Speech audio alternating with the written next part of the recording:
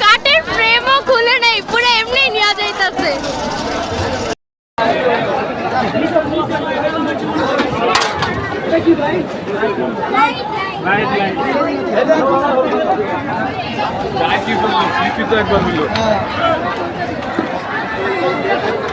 ভাই কি কি আছে এখানে? হ্যাঁ না ভাই কল যাইতেছে না।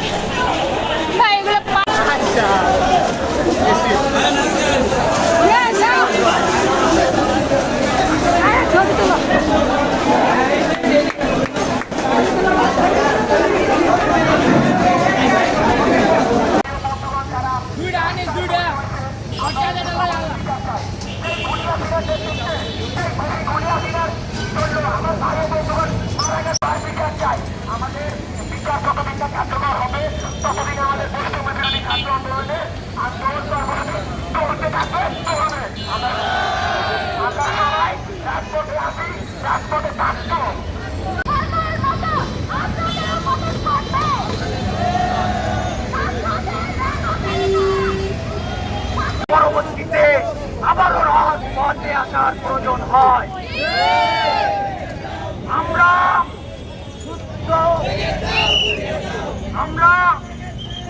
সকলের উদ্দেশ্যে বলতে চাই, প্রধানমন্ত্রী সাবেক শেখ হাসিনা, এই খুনি হাসিনা ইন্ডিয়াতে গিয়ে বিভিন্ন চক্রান্ত করতেছে আমাদের বাংলাদেশ নিয়ে। তা কোনোদিনও সফল হতে আমরা ছাত্র সমাজ দিব না। আমাদের ভাই বোনদের রক্ত বৃথা না। আমাদের 4টা দাবি তাদের মানতে হবে। রশি লাগলে রশি নে, রশি লাগলে রশি নে, খুনি হাসিনার ফাঁসি দে। তাদেরকে গর্তগুলো থেকে তাই না বের করা হোক। তাদেরকে গর্ত থেকে বের করে জলের সম্পর্ক তাদের বিচার করা হোক। আগামীতে এইরকম অপরাধ করার শাস্তি কেউ না পায়। তাদের আগামীতে যারা আসুক না কেন, তাদের যাতে ছাত্র সমাজের বিরুদ্ধে যায় সাহস না হয়। সংগ্রামী ভাই ও বন্ধুগণ, রাখতে হবে সবাইকে। আর এই দেশ আমাদের হিন্দু মুসলিম সবাই একসাথে আসি, একসাথে। এই দেশ হিন্দু মুসলিম বৌদ্ধ খ্রিস্টান এবং উপজাতি সহ সকল মানুষের দেশ। এখানে কোনো দাঙ্গা যেন না হয়, সংখ্যালঘু কারো যেন আক্রমণ না হয়। সবাইকে সদস্য থাকতে বলবো এবং সবার প্রতি আহ্বান থাকবে, কেউ যাতে এইসব কার্য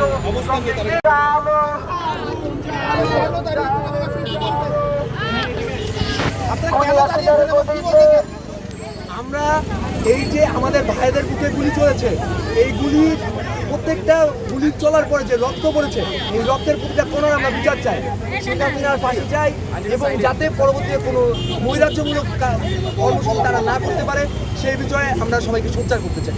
আপনারা বলছিলেন যে এবার 21 দিনে হয়েছে, আসলে এই ভাবনাটি কেন আসলো একটু বলবেন?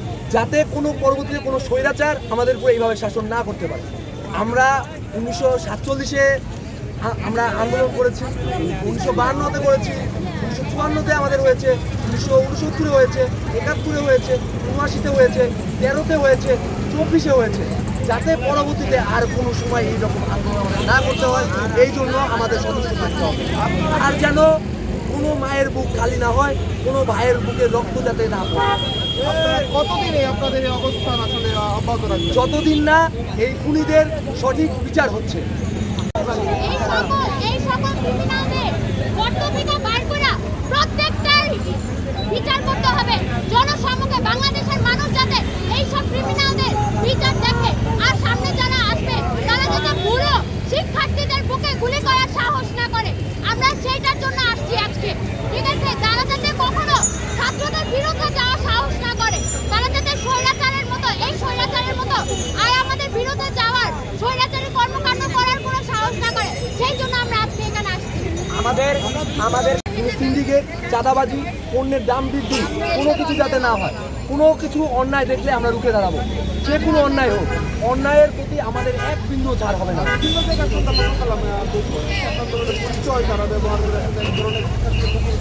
আসলে যারা এই সমন্বয়ক, সহ সমন্বয়ক, এই পরিচয়ে যারা সুযোগ নিতে চাচ্ছে তাদের প্রতি বলবো তারা যাতে এইগুলো থেকে সরে দাঁড়ায়। কারণ 5ই আগস্টের পরে কোনো সমন্বয়ক নেই। এখন বৈষম্যবিরোধী ছাত্র আন্দোলন থেকে যদি বলে যে বিভিন্ন শিক্ষা প্রতিষ্ঠানে কোনো সংসদ গড়ে তোলা হয়, তখন আমরা এটা দিয়ে বিবেচনা করব। কিন্তু এখন আপাতত এই কোনো সমন্বয়, এই কোনো সহসমন্বয়, আমরা সবাই সমন্বয়।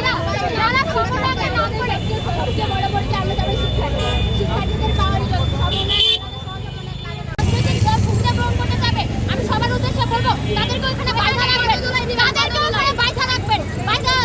ধরে রাখবেন।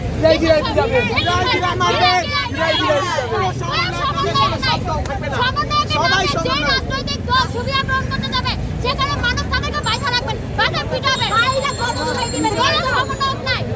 সমন্বয়কের ডাকে আমরা একটা ফোন আমার ফাঁস হয়েছে, আর কোনো সমন্বয়ক নাই।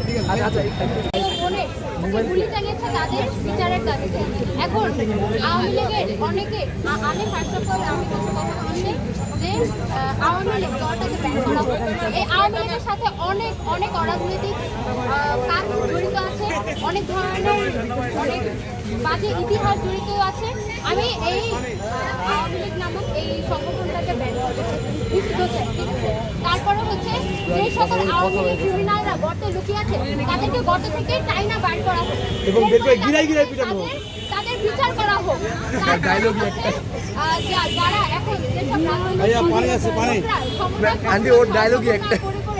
বিভিন্ন ধরনের প্রভাব খাটাইতে চাইতেছে, বিভিন্ন ধরনের চাঁদাবাজি সিন্ডিকেট করতে চাইতেছে, আমি সাধারণ জনগণকে বলবো যারা বলবে তারা সমন্বয় তাদেরকে আমি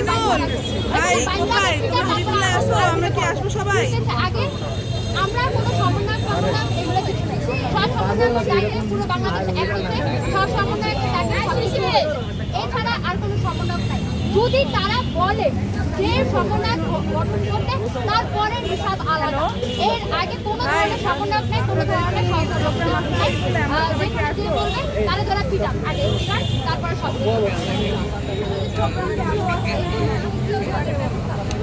বিভিন্ন ধরনের চক্রান্ত হচ্ছে। ফার্স্ট অফ অল আমি বলবো যে আমাদের যে অন্তর্বর্তীকালীন সরকারের যে আমি খুবই খুশি, তাকে খুবই খুশি। আমি বলবো ইউনূস, ডক্টর মোহাম্মদ ইউনূস হাজারটা হাসিনার সমান একটা ইউনূস, হাজার হাসিনার সমান একটা ইউনূস।